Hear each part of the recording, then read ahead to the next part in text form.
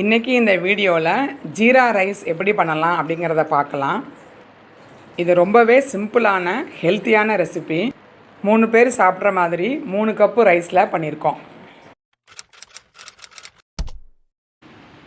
இதுக்கு தேவையானது ஒரு பெரிய ஆனியன் ஸ்லைஸ் பண்ணி வச்சுக்கலாம், 2 அல்லது 3 பச்சை மிளகா, 3 டீஸ்பூன் ஜீரகம், 75 மில்லி ஆயிலை நல்லா சூடு பண்ணிவிட்டு ஸ்லைஸ் பண்ணி வச்சுக்கிற ஆனியனை அதில் போட்டு நல்லா வதக்கி எடுத்துக்கலாம்.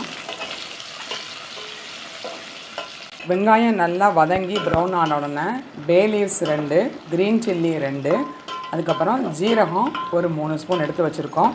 அதையும் போட்டு ஜீரகம் கருகாத அளவுக்கு லைட்டாக வதக்கி எடுத்தால் போதும்.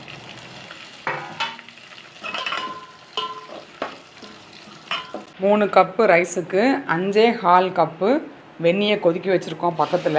இப்போ அதை எடுத்து இதில் ஊற்றிட வேண்டியது தான். இப்போ மூடி வச்சு மசாலாவும் சேர்ந்து நல்லா கொதித்து வரும்.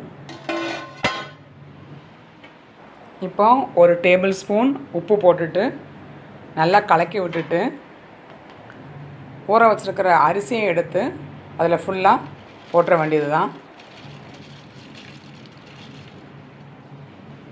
இப்போ அரிசி உடையாத அளவுக்கு ஜென்டிலாக கிண்டி விட்டுட்டு மூடி வச்சிடலாம்.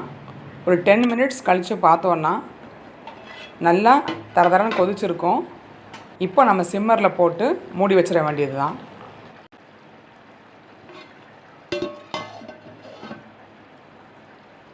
இப்போ சாப் பண்ணி வச்சுருக்கிற கொத்தமல்லி தலையை அப்படியே ஃபுல்லாக தூவிட வேண்டியது தான். ஒரு க்ளீனான காட்டன் துணியை பாத்திரத்துக்கு மேலே போட்டுட்டு அதுக்கப்புறமா மூடியை மேலே வச்சு இன்னும் ஒரு 5 மினிட்ஸ் வச்சோம் அப்படின்னா தண்ணி எல்லாம் வற்றி நல்ல பக்குவமாக ரைஸ் வந்துடும். இந்த மாதிரி ஆவி வந்துருச்சுன்னா தண்ணி இல்லாமல் க்ளீனாக வந்துருச்சுன்னு அர்த்தம். ஸோ ரைஸ் நல்லா உதிரியாக பக்குவமாக வந்துருச்சு. அவ்வளோதான். நல்ல ஒரு நான்வெஜ் கிரேவியை வச்சு இதை சூப்பராக சாப்பிட்லாம். கண்டிப்பாக ட்ரை பண்ணுங்கள். தேங்க்ஸ் ஃபார் வாட்சிங்.